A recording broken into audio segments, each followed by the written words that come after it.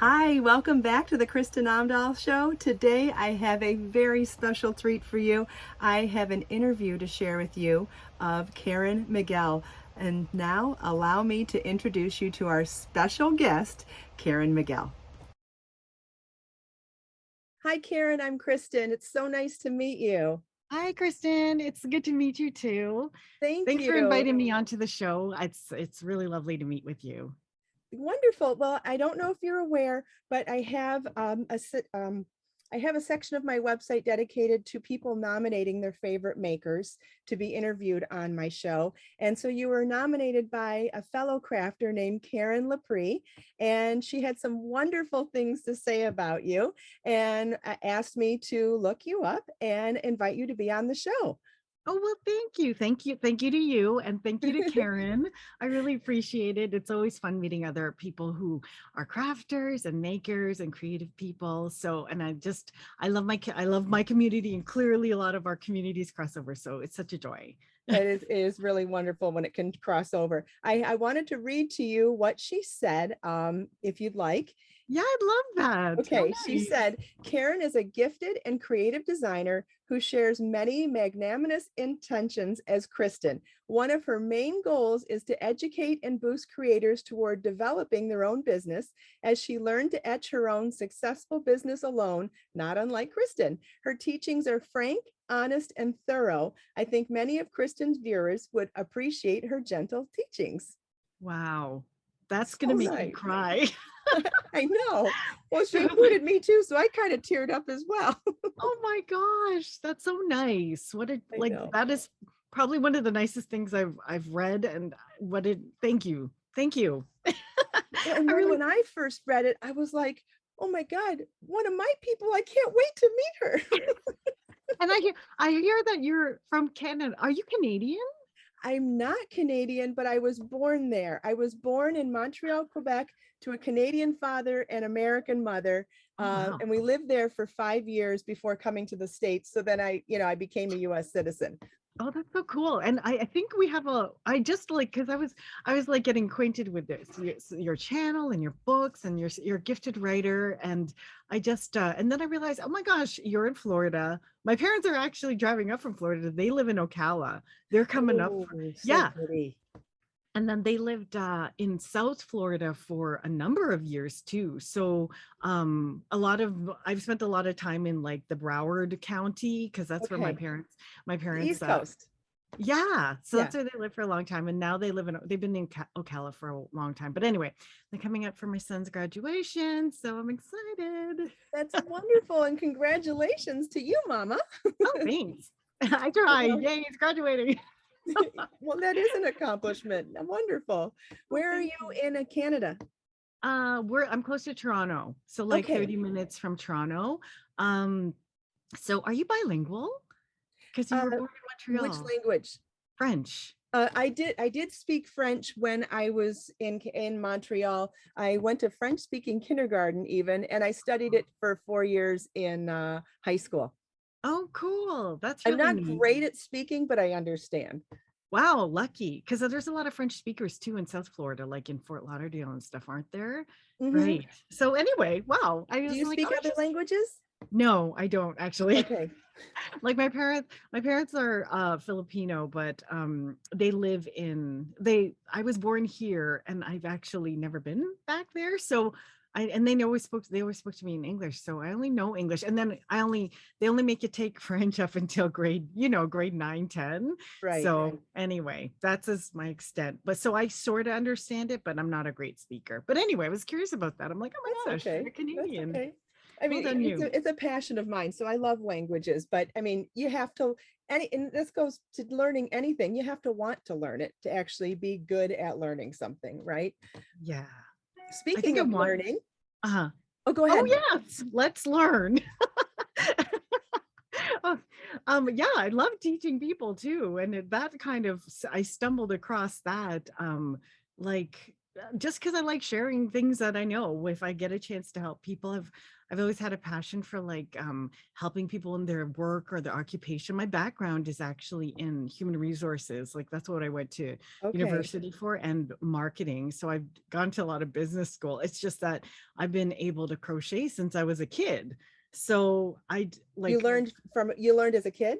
I did. I Oh, learned okay. I started crocheting when I was like when I was about 6 or 7 years old. My mom taught me, and I would just make doll clothes and that sort of thing. And then I just kept doing it, and never ever did I think that it would turn something that I would turn into a business. But I've always wanted to have some sort of business, but I never thought it would be like crochet related. Did you crochet your whole life, like from that early age? Has it been consistent through your life? Consistent? No, probably in my teens I didn't crochet as much because you're Mhm. into like other stuff. And then, but no, like I crocheted well into my probably until I was like out of elementary school, because I remember making like bags for myself to wear to school. And then high school we moved, so I was preoccupied, probably was just trying to get like settled in all the different places I was living. And then I kind of got back into it when I was probably in my 20s, because that's when I got my first apartment, and I'm like, oh, I need like a little bit of decor. So I ended up thinking, oh, I'll just make it. So I started getting back into it, and I never forgot how to crochet. So I was just making different kinds of stuff. I wasn't making like kids accessories and things like that. I was making like my placemats and my crochet, like my napkin ring holders, and I tried sweaters and scarves and stuff like that, and I'd make those for myself. And then I really got into it again after I got married, because like on mat leave, and when I had kids, I always think if I could make it, then I should, because why not, right? So It seems like when I a was very appropriate time to be making. Yes. right, because like your kids need hats, and then it seems silly not to make it if you can and if you have time for it. And when you're on mat leave, you're like, oh, I really would like something different to do. So I would, and doctor's appointments and that sort of thing. And then so then that's when I got the idea of making. And I was still working at the time at the time I was working for school board and human resources. And then when I was making, and then my husband got very sick at one point, and like we all know that when women tend to be waiting for things like doctor's appointments and surgeries and things like that, we make. So I was lucky I was making during that time too. And that kind of, because I was so vigorously like intent on it, just to center myself and focus, that I ended up creating like a line of things for myself. And I took a stab at selling them on Etsy because I like technology too. So yeah, I just started selling them on Etsy, and then things kind of snowballed from there. To go back, yes, crocheting and creating is so healing when you're stressed. Absolutely. Definitely helps with anxiety. And I'm glad you had that outlet at that time. That sounds so scary that your husband was sick. Oh Is he yes. okay now? Oh yeah, he's well now. Like he had a massive tumor in his skull. Oh my gosh. And we didn't know, like the doctor thought it was TMJ for like a year. So I know. But luckily we had somebody check it out, and it wasn't. And then he had to go into major like surgery to have like part of his skull removed and the tumor taken out. And it was traumatic. So yeah, and I just crocheted that. Even just remembering it is like, whoo, I'm just feeling it, right? So, Right. but How old were your kids?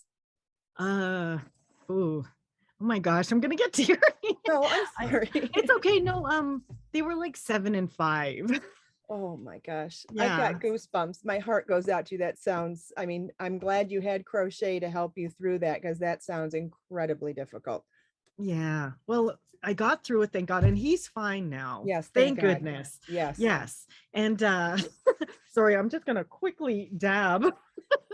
But yeah, but then, and it's funny because like almost immediately after that, my business took off, and then I almost didn't pursue it because I was like, no, no, no, I got to take care of Mike. And that's my husband. And he was like, no, you should go. You should. He's like, I'm going to go back to work in the fall. I don't know why you wouldn't pursue your dreams. And I was just like, oh my gosh, he's such a good man. You know? Like, Wow. wow. You just, You know what it reminds me of too? You know, when they say in an airplane, you have to put your oxygen mask on first before you can help others. It kind of yes, reminds me of that, our first reaction is to just stay and take care of everybody. But yes. until you can take care of yourself, you're not helping anybody. So kudos to your husband for saying it to you. And I mean, I'm proud of you for actually taking that leap too. That's a tough thing to do. I mean, wonderful for you. That's something to be really proud of. Oh, thank you. You're Thank welcome. you. And it took, and like, I know you're a survivor yourself of things in life, and it takes a lot of bravery. And I know it's like good things that were happening in my business, but it was scary to pursue because it was completely different than what I've been used to. Like I was like, go to school, get your majors, do what you learned, you know. But then I was just like, I was I went to school, and now I was trying to launch this business. And then the thing that kind of catapulted it was I was asked to go to the Golden Globe Awards with I was invited to bring like 100 of my hats for nominees and Like presenters. for an order, like this was one of your first orders. Well, it So, was it was after about a year and a half of being on Etsy. Yes. wow. Yeah. And so so and I remember being on Etsy, I was just like, okay, I got my price point up to about $35 a hat. And it's like, to get the real value out of it, it's got to be probably closer to 100. But how do you get Right. it like that, right? And then I thought, okay, well, I'll do like things that will show the quality, because really the only way to know the quality of it is to touch it. But to sell online, how do you touch it and still convey the quality? Because pictures can show so much. So I tried to capture as much as I could, by emoting through pictures. And then I would get breaks. I would show people, like, you go to markets and that sort of thing, and you show the quality, and that interest grows. But then somehow, and I think it was an act of God, honestly, which helps, but I got it out there too, where I was invited somehow or another. This producer found out about my hats because I was marketing them as a luxury item. And they were like, we'd like 100 of your luxury hats. So we'd like you to bring your hats to Florida and gift them to nominees and presenters. I'm like, you mean I got to meet these people? Wow. So I was like, oh, and I'm thinking, I can't. What am I, like, my husband, literally, we were in Florida a few months after my husband's procedure. And we were just kind of chilling out because we knew he had to go back and get radiation. And then I get this email in Florida, and I'm reading it. I'm like, is this a scam? So I called the guy because I asked my mom, I'm like, can you use your phone? So I called the guy, did research on the production company. It was like completely legit. And I'm like, huh. And then by then, because I'd been on Etsy for over a year, I'd already hired like crocheters, because I was getting them because I was still working at the school board, right? Full So I'm like, time. yeah, like Okay. full time. So Mhm. but even then I was thinking to myself, okay, because if anyone's curious how I kind of started getting labor, it's I just kind of put it out there. The lady I used to buy yarn from also sold me wholesale, and she would give me referrals for people who were interested in crocheting too. So I just kind of started hiring people slowly. I'm like, okay, if I can build the cost of crocheting it, like the labor part of it, into the cost of the hat, and then I can still be working full time, then I still profit once I multiply it times two, and I cover the cost of the materials. So it, like, I was netting the profit. And so because I'd hired this lady, when the opportunity came to go to the Golden Globes, I'm like, I don't know, I've never done 100 hats, because they asked me to go to the Emmys, but they wanted me to be there 2 weeks. And I'm like, whoa, whoa, whoa. I don't, you know how long it takes to make 100 hats? And I'm like, I make these by hand. That's why they're luxury, right? And they're like, okay, well, how about the Golden Globes in January? And I thought, okay, I think I might be able to do that. So I called my crocheters and they're like, let's do it. And I'm like, okay. So and even my mother, she's the one who taught me to crochet. And she's like, I'll make the men's hats because they were the easiest. So she just crocheted away from like August to January and they just made.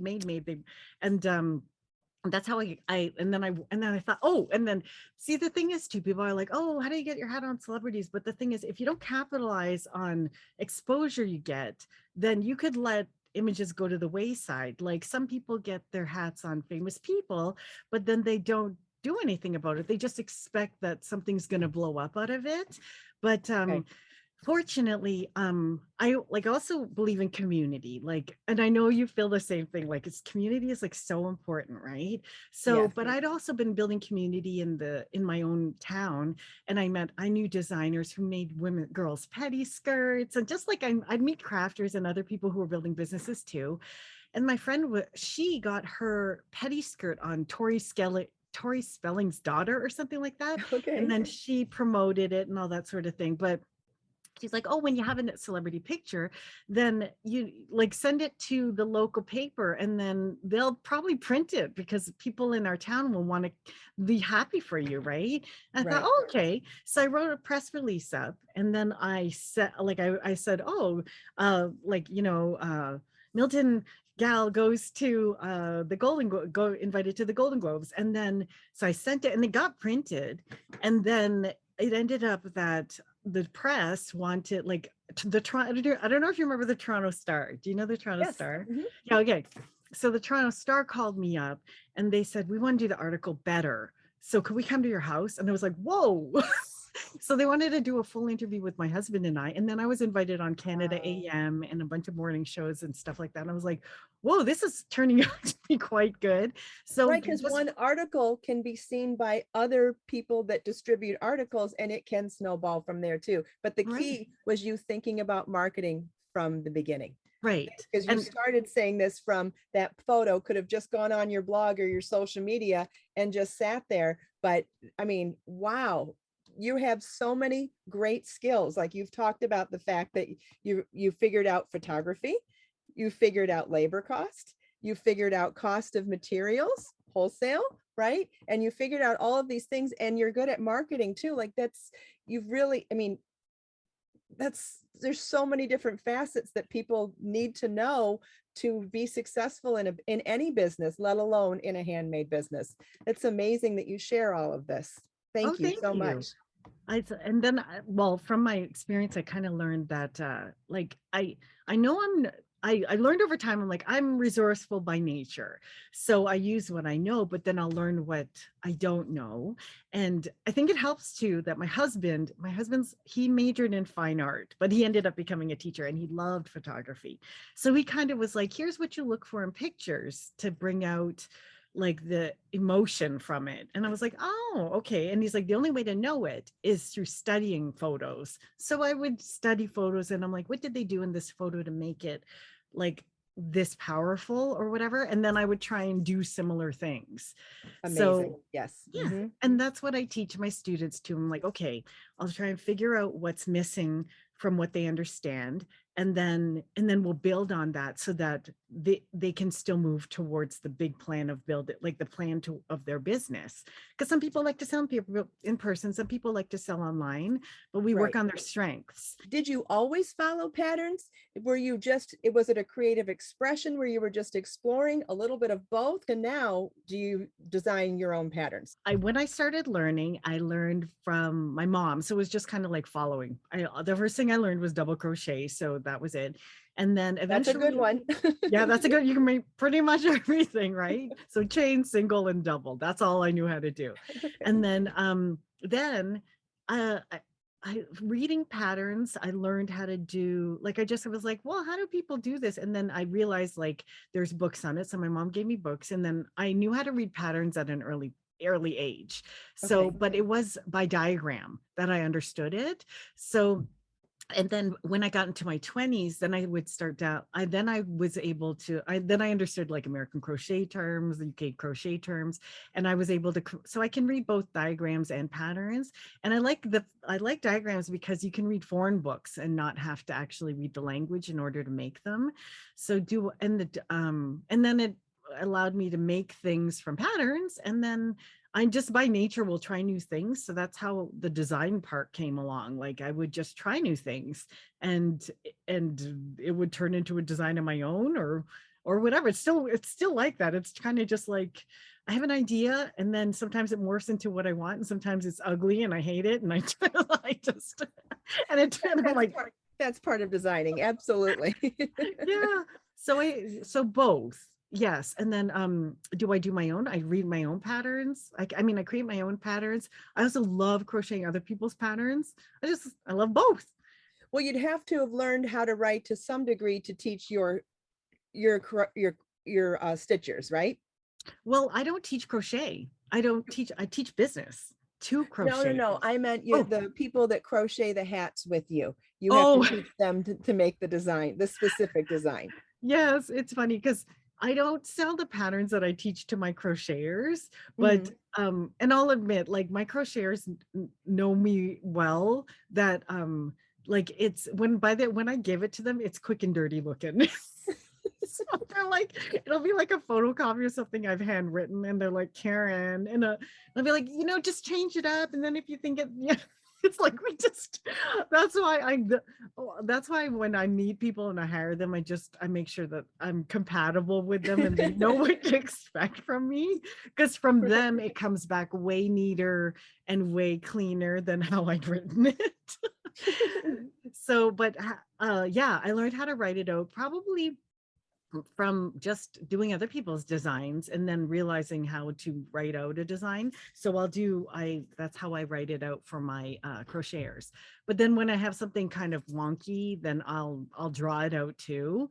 And then Oh, if they okay, find a good. better way to do it, I'm open to hearing how they do it, and then we'll go with that. Very adaptable.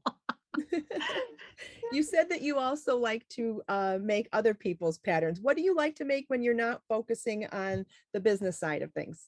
Oh, I love like sweaters. Like making sweaters. What have I tried lately? I'll make myself like scarves because they're quite easy. And what else have I made? Things that, and then sometimes I like making like flowers, or I'll just like experiment with like mitts, that kind of stuff, things you wear. I like Mhm. making things for myself that I can wear.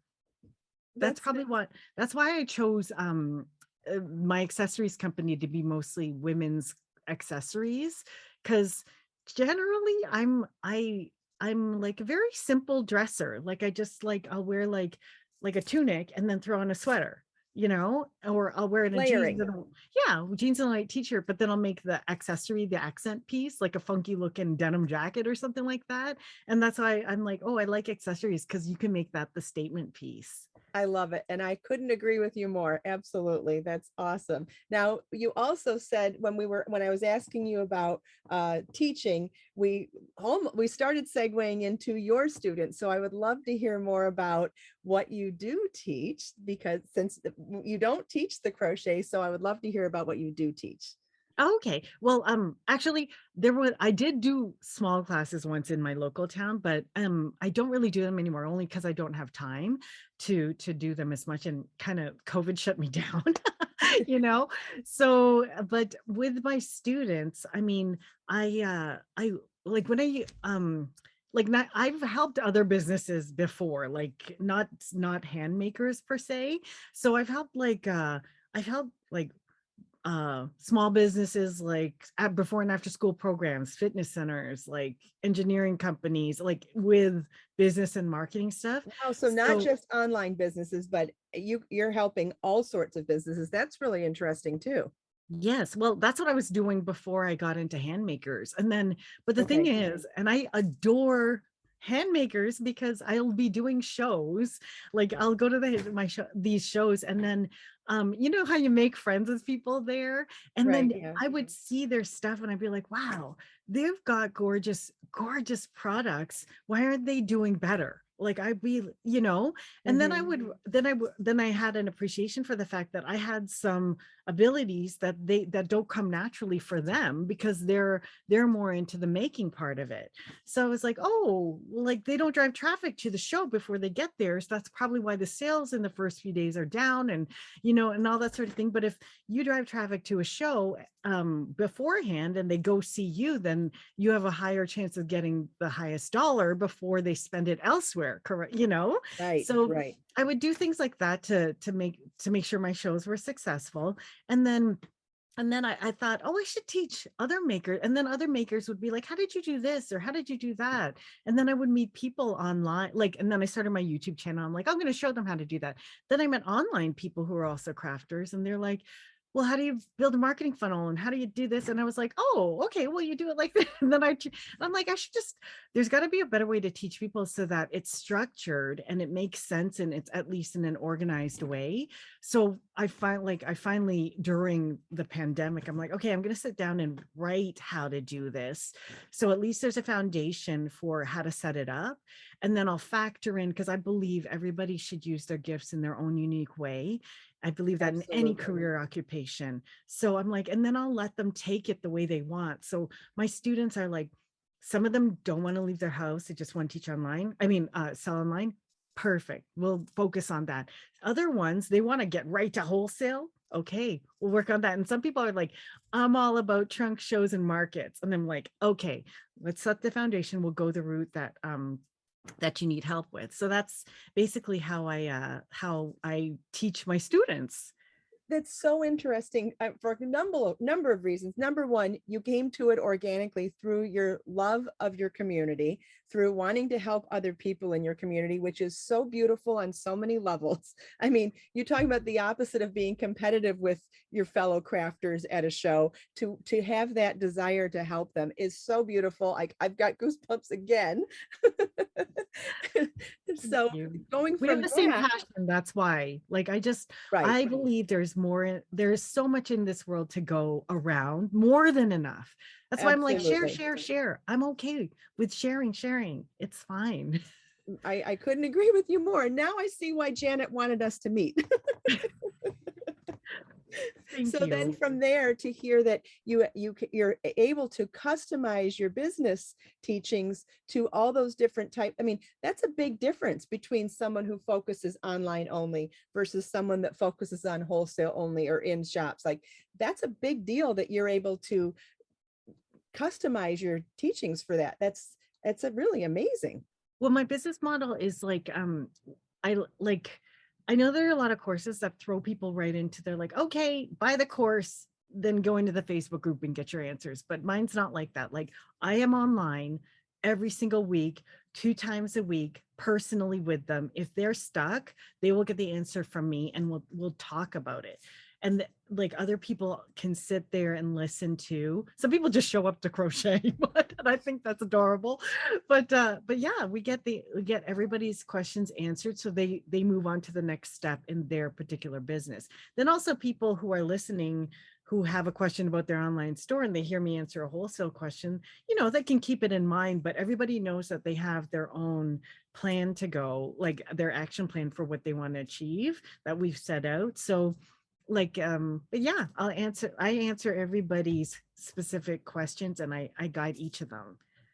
That's really wonderful. Now, you also said that you were working full time when all of this started, and I believe you quit that full time job, I correct? did. When did that happen? Congratulations, first of all, Oh, that's a really big deal. To get to that point is a very big deal, and another thing to be super proud of. Congratulations. When thank did that you. happen?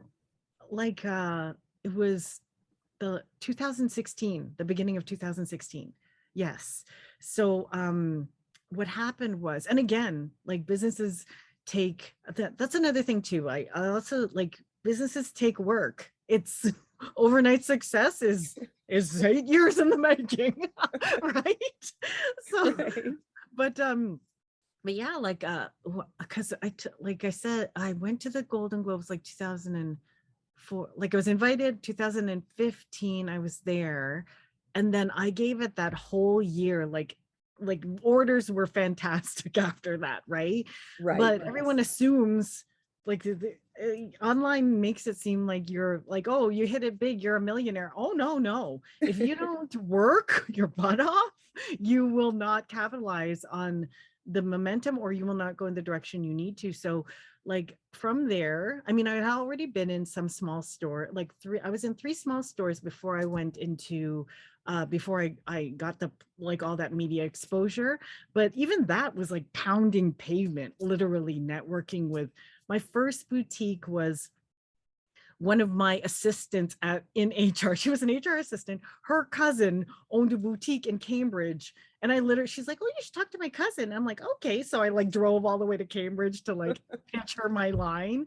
And that's how I got my first. The other one was like this hat store that my friend knew the owner. Like I was going, if you were dedicated to like having your business, then you will do what you do. And I would do this on either vacation days or on the weekends. And so I was building that, and then once things were started to grow, then at least I knew I had a little bit of help with labor. I knew how to hire people who were crocheters, and I had an idea with working with boutiques. So I had an idea about how to do that already. So then what I did, I'm like, okay, I'm going to give myself a chance to see if I can make this wholesale thing fly now that I can sell at a price point where I'm 2 times the wholesale price, like the wholesale price. Right. So I did. I gave it a stab, and it was better than, like, it was good. It was what I expected. It grew as fast, like it grew fast immediately. Like my first wholesale show, I got about 20 boutiques and stores, and then so I got into those. I'm like, okay. So then I had to get every time I got into a new level of my business, I'd be like, okay, now whoa, like what do I do now? So I'd stabilize there. I'm like, okay, 20 is enough. I need to know how to handle these people, get feedback from them, see what they like and don't like, and who places like repeat orders. And then from there, I'll keep growing. And then I kept on going with the markets. And also I grew it at a pace where I knew I could manage the number of people that reported to me, because I also wanted to be sure that everyone was communicated with properly. But then it's interesting because you can get pretty far with a very like small staff. I actually prefer like very few or no people working, because it's just easier to manage, and you can change direction very quickly when there's Right. not a lot of staff. Because when I Right. used to work in HR, and way back in the day when I was working in sales, because I worked in sales when I had gotten my marketing undergrad, and then I had gotten my human resources undergrad afterwards. But when I was working in marketing, we used to work back when like call centers and pagers. Remember when people used to stuff? I used to be a team leader for like pagers. So I had a team of like 30 people who would like be selling pagers. But anyhow, so I don't love having tons and tons and tons of people reporting to me sometimes. So I just try and keep it at a pace that's pretty good. But anyway, back to how I managed to quit. So I grew the wholesale side of things. And then once I knew that I'm like, okay, if now that I know how to grow it, if I keep going in this direction, then I'm going to then like I can replace my income, because I was very close to replacing my income. So yeah, my husband and I were like, should I do it? And he was like, you should. And I thought, okay, this is scary. So I did it. I left my full-time job and I grew it. And then I got like international distribution through like a shopping channel. And Wow. yeah, and so but it was through the same modeling. Like you pitch a buyer at a shopping channel the same way you pitch at a wholesale trade show, the same way you talk to somebody at a market. Right. No, that makes sense. And it's getting out of your own head, right? And saying, Yes. this is a human being, just like the human being at the show or at the shop. I have to get out of my head and just do what I know how to do. That's really important advice too. Yes, and take it at a pace that is comfortable for you. Like some of my students are like, I don't want to blow up too big. And I'm like, if you want to take, I am queen of taking it at my own pace. Like there were business people trying to advise me, like, you need to get this and that. And I'm like, yeah, that's a thing. Sometimes it's hard to make a decision about how you want to grow your business, especially when it comes to like funding it. You have to be prepared to like sometimes open up like lines of credit, or whether or not you want to consider people in offering to invest in your company, because that's a whole nother thing. So yeah, but that's like, how big do you want to get? Right, right. And now when you were able to quit the job, you obviously had more hours to dedicate to the business at that point. Yes. So what did you see a big difference when you were right away when adding because you were able to dedicate so much more time to it? Big difference in In the success of the business? Did it grow really quickly once you were able to have more time? And did you dedicate more of the same time, or did you add new jobs to all of these hats that you wear all the time? That's a good question. I I have a hard time quantifying that, because it always felt like I didn't have enough time. I don't know. I don't know. Like, I always feel like that. I always say, I right? wish I had 48 hours in the day. Right. I have So, the more time I have, the more ideas I have. right. That's why I always felt busy. And I'm not sure, and I'm going to be completely honest with you. This is why I made my program, because I don't want people to have to go through some of the stuff that I had to go through, which like that is totally unnecessary. But I had more times for the jobs that I had. Like Okay. I spent a lot more, I dedicated a lot more time trying to focusing on the activities. And this is what I teach my students, focusing on the activities that generate revenue. And then Good point. Yes. yes. And then I during slower periods, because my accessories company was seasonal, or is seasonal. So I know that my less busy periods are spring. And then I had to also prioritize my less busy periods are spring. And I had to prioritize my times that I'm least busy doing the planning and designing stuff way ahead of time. That's why I tell my students, I'm like, if you're posting or making designs for Christmas in November, like, you're way too late. Like, it should be done in like July, way back. They should be shot already by July, August at the very latest. So so I learned that on my own, like going back. Actually, I had I'd use resources from different places, because honestly, I didn't have like friends or people like you who were in the industry already. Because I'm like, how far, like I'd look up fashion. I called my friend who's a designer, and I'd be like, what's the cycle for fashion? And he's like, okay, like this is when retail starts doing this, your sales happen then. And I'm like, okay, because I'd never actually worked retail before I started my crochet company. I'd always worked in like office, or like the closest of like was when I worked for Rogers for Cantel AT&T for like cell phones and pagers. But I just I'd have to, I'm like, okay, fashion says this, and then what do I do about like, and then I'd learn other things, like, okay, and then people told me I needed to do certain other things which I wouldn't have done, but then I did them, and I'm like, yeah, that was a waste of money. Like, so you make those mistakes.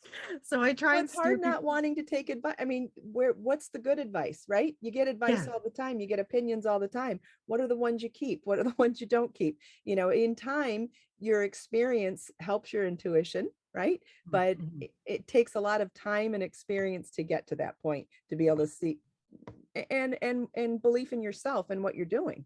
Exactly. And you also like, and then I learned too, you got to take good advice from people who've done that thing well.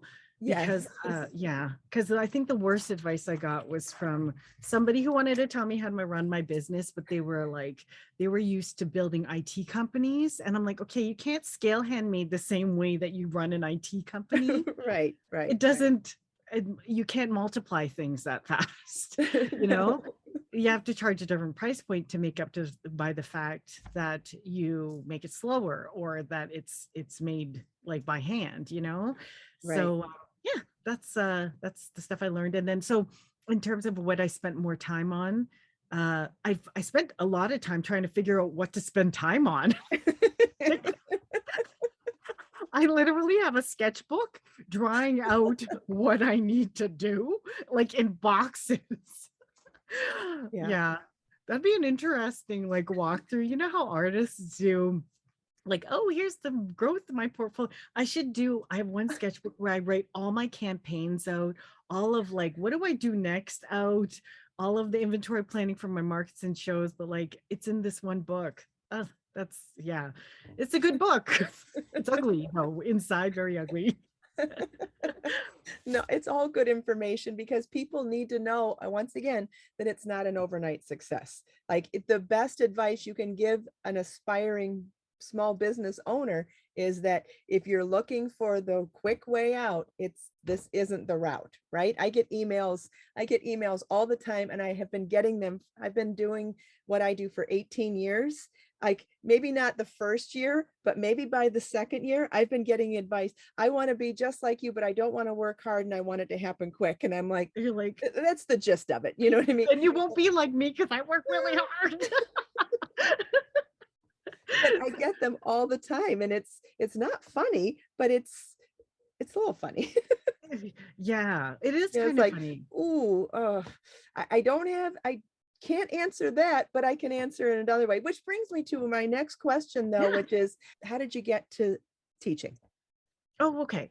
I feel And like when? So like yeah. so it was what, 5 years ago or 6 years ago that you quit your job to be able to focus on the handmade accessories business. You were scaling at that point to wholesale, which is I think how you got enough revenue coming in that you could justify quitting your job, right? Yes, that's right. Okay, so from there, that was 6 years ago, correct?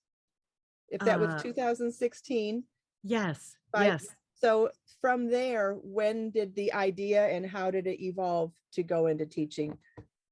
Well, the teaching part I've always liked because even when I worked for the school board, I was an HR officer. So I would do a lot of in-services for employees and that sort of thing. And so I'd always be making tip sheets. I'm like, okay, they don't know how to do that. So I'll make an instruction and then Oh, I'll run an in-service. I So love it. I love that part because then you get to talk to the ladies, and so because most of my the groups I had to manage were corporate and secretarial and like psychologists and those types of groups. So lots of women, and then I missed that part actually when I started my business because I'm like, man, I miss people. Like once you do the wholesale part and you get into the business part, like it's all head stuff that I started to miss people. And then so I'd be dying to go to shows just so I could be in touch with people. And that's when I knew like, okay, I definitely got to do something about my business so I'm in touch with people more often, but I don't want to open up a bricks and mortar. But what am I going to do? So then I thought, oh, well, I'll start my YouTube channel. So I started the YouTube channel, which was like when 2000 and I can't remember, about 2 years ago, two or 2.5 years ago. I can't even remember. Well, I just keep at it. So, but if you want to go to my channel, it's Karen Miguel, and then you can see when my first video was. But so I started that, I'll and I'm like, share oh, all your links. I'll be oh, sharing all your thank links with you. everybody. Of course. So I started teaching there, and then it became more apparent that I wanted to teach because people, you know how they comment and stuff like that, and people were writing to me completely separate, and they were like asking, will you consult me? I own a yarn company, or will you help me? I'll pay you, and I was just like, huh, So I thought, I'll give it a try. Like I'll call them up and see like what it is that they need help with. And it can't be any different than when because sometimes I'll freelance helping people with HR stuff in my town and that sort of thing. So I'd help them as much as they can. But it would always feel like it was in a pocket. And then again, there was that thing where I'm like, there's got to be a better, more structured, better way to take them through the whole process. So they end up with like a full business transformation, not just like, I need to know that hobby and I need to know how to like if I should buy a pattern or make the design. It's like, that's not your issue. Your issue is not the design, but who are you making for? And then let's build the business from there, like create the brand.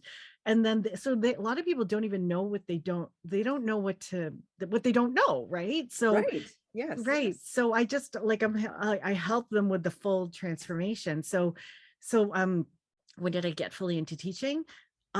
It was on my radar prior to the pandemic, because I started teaching crochet in locally. I thought maybe that's what I'll be doing. But then once the pandemic hit, I'm like, okay, now I'm like, my teaching is totally out the window. So that's when I thought, I'm going to double down. I'm going to write, like, I'm going to write I'm going to put everything on on paper and get it taught. And that's when it really took shape and got built up. So Amazing. yeah. So like, there are blessings that come out of everything. I truly believe that. Oh, I 100% agree. Yes, absolutely. And you're sharing your, not just your knowledge, but you're sharing your enthusiasm, and it's so infectious, and I love that about you. And I think it makes the learning experience so much better when you have a teacher that's that enthusiastic and that passionate about what they're sharing. It's really beautiful. Oh, thank you. I do. You're I do. I welcome. love it. I could talk people's ear off about business, like if you pay me or not. But then my husband was like, Karen, not everything has to turn into a business. And I'm like, okay, but No, I can make that's it where my one. mind goes to. It's where my mind goes to. Like, well, how can we make money at this?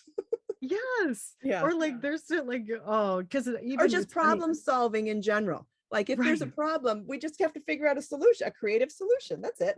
Yeah. And then expand the pie, because there's more to, like, there's so many and then you could do this, and imagine it crosses over to that. So Right. yeah, I Well, just that brings yeah. me to another question I have for you. Being a creative person and being passionate about crochet, are there other hobbies or other creative outlets that you love? Oh yeah. You know, we I can't figured. stop. I think that's the thing. Like, creativity, it's like expansive. So it keeps going, right? Yes. So well, I'm also a music leader at my church. So yeah, I've been doing that for over 8 or 9 years. Like, I'm a choral conductor. So I lead a choir at my church, and we just opened our new church too. So it's like incredible. I love it so much. So Wow. I sing because I trained vocally with the Royal Conservatory until about grade 8 conservatory. And then Wow. yeah, and then but I just do that. I never majored in music. I would have loved to, but my dad would not have it. He wanted me to major in computers.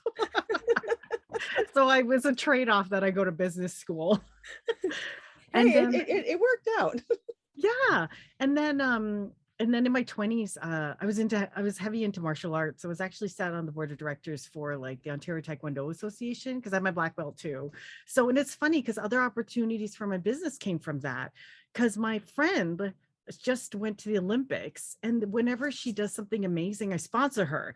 So we created a Oh, hat when she went to the Pan Am Games, and I raised money for her. And then when she went to the Olympics, oh my gosh, when she went to Tokyo, I was just like bawling my eyes out. But so we wow. sponsored her for that. And yeah, and when I was young, I used to dance. So I think that's where I get my guts from. Yeah, performing is it- learning how to be good at performance really helps in any type of sales and marketing afterwards. I 100% agree with you. Yeah. Yeah. So there's that and other creative things. I wish I could play the piano better, but I can play the ukulele. The piano is I leave it up to my husband and my kids. So anything else? Ukulele's cool too. That's I cool. know, I like it. At least I can get a tune out with like the chords, but then I'll sing the tune because my ukulele playing is really terrible. And I wish I was a better drawer. That's one thing I would like to do. I would like to draw better. Drawing's fun. Yes.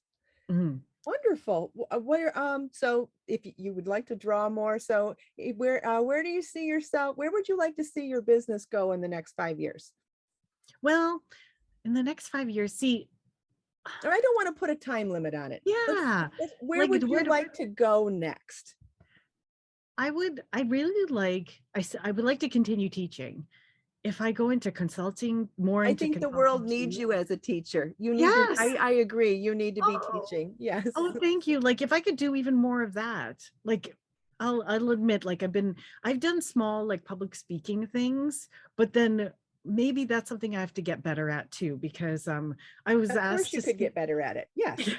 But there are still times where I'm like paralyzed by like, I don't know if I could do it. Because I got asked to speak at a bigger event. And honestly, it was also during I was prepping for a market at the same time. And I'm like, I don't know if I chickened out or and used it as an excuse, but I didn't end up doing it. And I'll admit, sometimes I get scared, folks. So like I think I could do things like that, or maybe consult, and I will always be making. I will like forever be making stuff, because even when I get stressed or tired, or just I need to relax, I still crochet. Like I hear about people who are in business, or like they're coaches and that sort of thing for crochet, and they'll stop crocheting when they're me. I'm like, okay, off social media, I'm gonna go make like a sweater for me. That to me is like, oh yeah. So and my husband, and the thing is too, like my life is changing, because we're also thinking in the next like if I like 6 years, my husband's going to retire. So I want to be able to I want to do something where I'm at least mobile, or I could do whatever I do for work elsewhere, like anywhere. That's Right. what I would like. So this helps a lot, like to be able to bring, because I can take the coaching anywhere, right? And the teaching and As long as you building, have a computer, yes, or an right? internet connection, yes, you could do it from anywhere. You could travel the world and do it. Absolutely. And building more tools for my students, like things that I find they need. Like recently I built a component for like, and it doesn't even have to be for my students. If there are people who are like who want to get their product online, don't want to do Etsy but want to get it on Shopify, I have a done for you thing, and it's economical. It's not like astronomical. It's only like $300 to like get it all done by a software engineer that I work with. And it's all targeted towards getting it like getting your product done, your SEO, all the pictures up, making sure that their keywords and Oh, descriptions are, wow. yeah. Okay. So I'm That's an like, this is, amazing service. And that's an amazing price too. it is. And my engineer even services you for like, she'll provide service and it's part of the package for a month, like a month. But if you want it ongoing, you can like upgrade to that if you want. But like, just because I find crafters, they want to keep making, right? So Right. I'm like, okay, I'll take off your plate the techie part, because once you get over the hump of having it at least built, then that's one thing you don't have to worry about. Right, because as small business owners, we wear a lot of hats.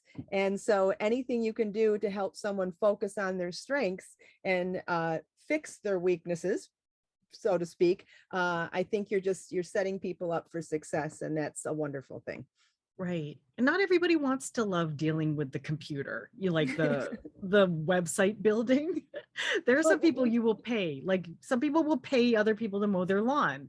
And that's cool, because that's their time is better spent not mowing your lawn or whatever. You know what I mean? right, Or and there's a beauty in the fact that not everybody, if everybody was good at everything, there'd be no use for any of us.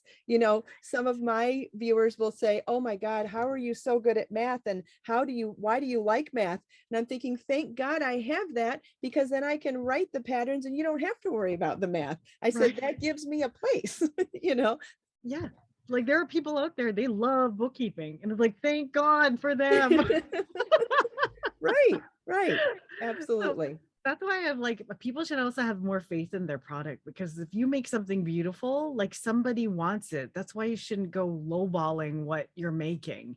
It's a specialty item. So that's, That yeah, is and I have the really, market. really important information. And I didn't ask you a whole lot of the details of that part of the business, because you have so much great information on your website and on your YouTube channel. So instead of re-saying all of it here, I thought it was really important that I share with people how you can present it in your favorite way. So the way you've taught it. So I will be sending everybody that's interested to your website and all in your shop and your YouTube channel to get all of the information directly from you. Oh, thank you so much. And yes, and feel free to book a free consult too. I'll give you the link for that. because if you're not sure, if like you're like, do I need help? Don't I need help? Where's the gap? A lot of us don't know where the gaps are. Then Right. I'll give you the link for that, and you can put it in the description or wherever. And if you're looking for free resources now, you can also go to karenvmiguel.com or my channel and pick up free stuff. There's like tons of free information. I was looking this morning. Well, first of all, I have to tell you, your photography is amazing on your website. So I loved hearing your story of how you started in photography. I mean, your website is gorgeous. Oh, thank you. Absolutely gorgeous. Easy to navigate. I was able to find everything. It was just, the whole thing is beautiful. Beautiful. Oh, You've done an thank amazing you. job. So you went to canadabliss.com? Yes. Mhm. Oh, thank you. Thank you. I like, yeah. And even in my program inside there, there's a module on how to get there, like finding a photographer, making checklists for your photography, getting like, Right, I saw getting all of that, and that's why I didn't want to go over all of that in the video, because in Mm. our interview, because you have it there, and we can, I mean, we can help grow that part of your business too by sending people there. Oh, thank you. Thank you, Kristin. I really You're appreciate welcome. it. I am so honored to meet you. Like, I'm super excited to know you. Like, I have thoroughly enjoyed every minute of this, and Oh, thank I you. just, I'm just really glad that I know you now. I think Oh, it's I'm great. glad I know you too, Kristin, Yeah. because like honestly, I believe like what you've accomplished is amazing. Like how, like all the And books and what you've all accomplished the, is amazing. And like we've all the done books it and differently, but I'm so excited to share with you. And, if there's anything I can answer for you or help you with, I'm be my honor to help you. And I oh, appreciate you offering the same to me. Like, yay, this is what the world needs more of, yay. Oh we my could gosh, very that's easily be competitive and intimidated or upset with each other or jealous of each other, but we're both getting goosebumps and excited for each other and wanting to share and learn more about each other. And that's what I love about this interview series, because it's allowing me to take advice from my viewers who love other crafters and who love other makers, and then me getting the honor to get to meet them and to ask some really wonderful questions oh. to Well, get you're more gifted information. in how you do everything. So I appreciate you. And I'm glad we met, because we should do more fun things together, like Q&As together. We could do lives, Absolutely. anything you like. And also I saw And your live anything you like too. Oh, thank you. And I saw your Tuesday, like I love your Tuesday giving. I thought, oh my gosh, okay, I'm gonna try and build that in too, because I would love to do more. Like I have to try, because my daughter, she's also special needs too. And when you were holding up the book, I'm like, autism, like autism awareness or sick kids like hospital. I would love to do something for something like that, because my daughter's also an artist and she keeps coming out with these things, and then I want to monetize it, but my husband's like, don't pressure her. So, Yeah, but I'm that's like, tricky. That's tricky, yeah. but I know you'll find a way to make it special and make it and put your touch on it. I know you will. And I'm glad so you have the two kids. You said you had the son that's graduating high school, and how No, old's he's your daughter? graduating elementary. Oh, Yeah, I but heard graduation, and I always go to high school. That's why I I said congratulations. well, of course, like I'm excited he's graduating elementary too. It's just How like, old are they yeah, now? Jordan is 13, and that, or is he 14? Oh my God, he's 14. I shouldn't work so much. I'm just kidding.